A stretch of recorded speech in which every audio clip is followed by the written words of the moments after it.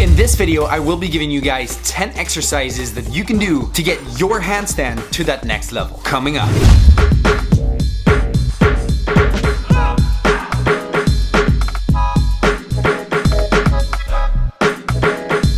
What's up guys, my name is Coach Sambo, and on my YouTube channel you usually find b-boy tutorials, tons of good advice for your b-boying career, and just random funny b-boy content mixed up with a few vlogs now and then. You know, just that b-boy shit, always trying to help you out to that next level. So if you're new on the channel right here, consider subscribing using the little red button that you can find right there on the right side of your screen. This way you'll stay up to date with all these new videos that I will be uploading in the future. So handstands are really important if you want to become that next level b-boy. However, I do have to add right here that you can become the next BC1 champ without even being able to do a handstand. And that's how limitless this b-boy shit is. But of course, being able to do a handstand will unlock tons of moves such as air flares, 90s, or tons of different freezes. And it's going to give you so much more opportunities to learn and create new moves and combos. So before giving you guys these 10 exercises, I just want to remind you of a good handstand position and a bad handstand position. For the good position, you usually want to keep your hips folded towards the front, so the legs are kind of in front of you. And this goes for stretched and open legs if you want to do like 2000s or air flares, but also when pulling your legs in, like for 90s or hops and stuff like that, you want to have your legs bent, but you still want to keep those hips bent towards the front. And this will help you avoid the banana position when learning your handstands, because if you do handstands with like a banana position, it's gonna be so much harder for you to learn moves like air flares and good 2000s and stuff like that. That banana position is gonna screw your life over, bro. So now that we know of the good position, we can start with the first exercise that I'm going to share with you guys right now. So the first exercise is going to be pushing yourself up from a frog stand all the way up into a handstand. And this is an exercise I give to really young kids so they learn how to build up handstand strength and control. But it doesn't really matter how good you are or how long you have been breaking. This is always a good exercise to gain control and strength for handstand moves. And if this is easy for you, then you can just do it like 20 times as a workout, or taking it to that next level and just like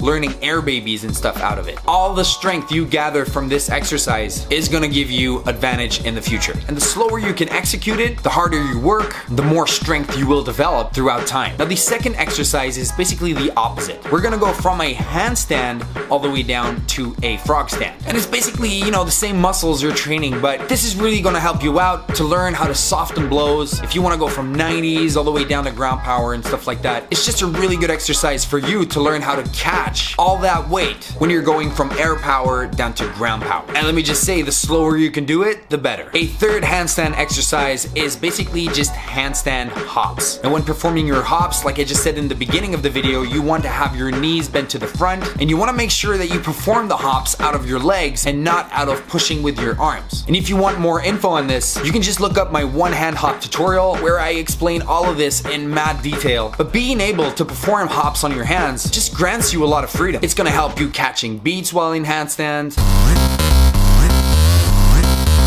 You're gonna be able to travel over the floor, and it's even gonna help you out catch up if something goes wrong in your 90s or in your air flares. Besides that, you really don't need a lot of space to practice handstand hops. And just between me and you, I think personally all my students should be able to do 50 hops easy. Not to use that in a battle, but just to grant them the freedom of being able to do whatever they want on their hands. And for those of you that know the Battle Droids crew, I do believe you agree with me on this, right? Moving on to the fourth exercise for your handstands, and that's performing planche handstands. And basically from your handstand, you want to go as low as possible, not just with the legs, but also with the hips and most of your upper body. And this is a really good exercise to really get that grip on the floor and catch whatever you want, whenever you want. And b-boys that are able to perform planches like this, you know, like Junior or Castrito, you see it, right? They really have a good grip on the floor, and the chance of these guys crashing in battle is close to zero. So definitely work on that one. The fifth exercise right here is gonna be doing a handstand with the legs in the right position. And from here, you wanna just walk from one hand to the other and tap your elbows. This is a pretty simple exercise, but it's perfect for people that don't know how to walk yet and don't feel as comfortable on one of those two hands. So this is a perfect exercise for you to get comfortable walking on your left hand, but also on your right hand, so you don't have a strong or a weak hand at the end. And this is definitely gonna help you out with air flares and invert 90s and 90s and basically all kind of moves that would require balance on one of the two hands. Moving on to the next exercise, which is almost the same thing, but But now instead of tapping your elbows, we're gonna place our fingertip on the floor with that free hand. And because the exercise is so small, it's perfect for you to learn how to handle really small details when performing moves in a handstand. Once you realize that even the smallest detail can change a move completely, it's gonna open your mind, but your body is also gonna get used to it thanks to exercises like this. The seventh exercise is no joke. It's going from your frog stand all the way up to a handstand. Once you're in the handstand, you wanna perform a spinning handstand with the legs in the right position.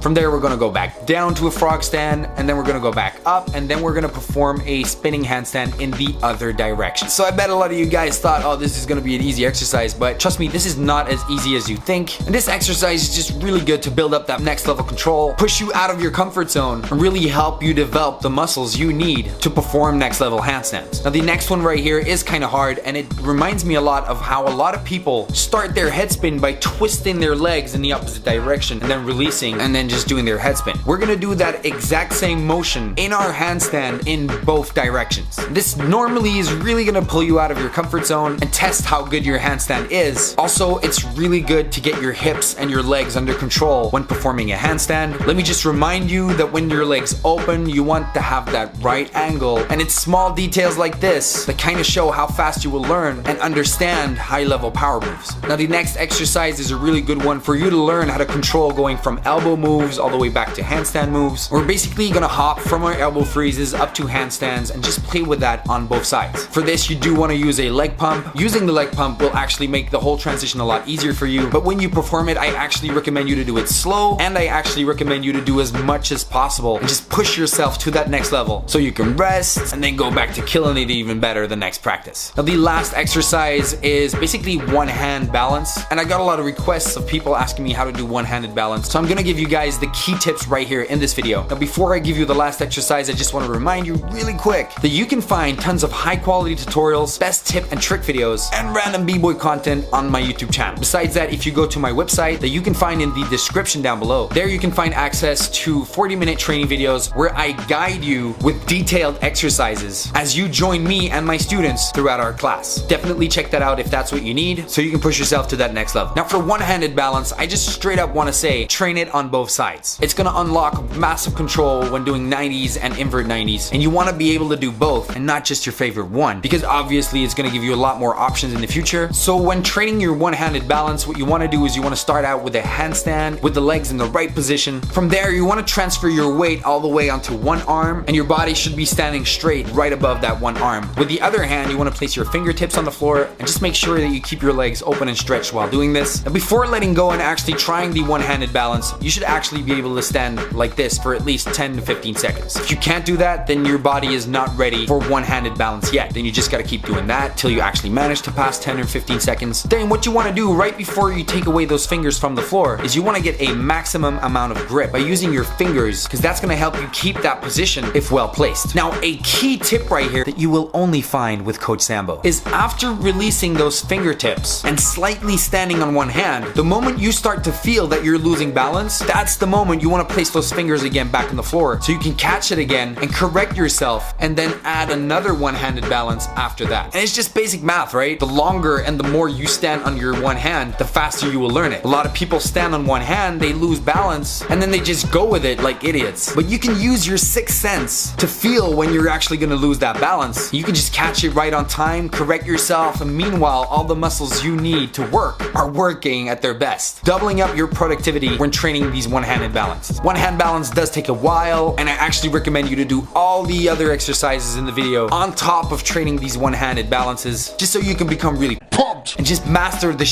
out of your handstand so you can become that next level b-boy. So that was it for this video, you guys. If you got value out of this video right here, then don't hesitate to support your coach right here by just leaving a random comment, smashing the like button, sharing, or whatever, you know what I mean? Because my mission right here is getting this b-boy channel all the way up to #1. This is your man Coach Sambo, your online b-boy coach. And never forget, at the end of the day, when you think about it, it's all about that b-boy shit.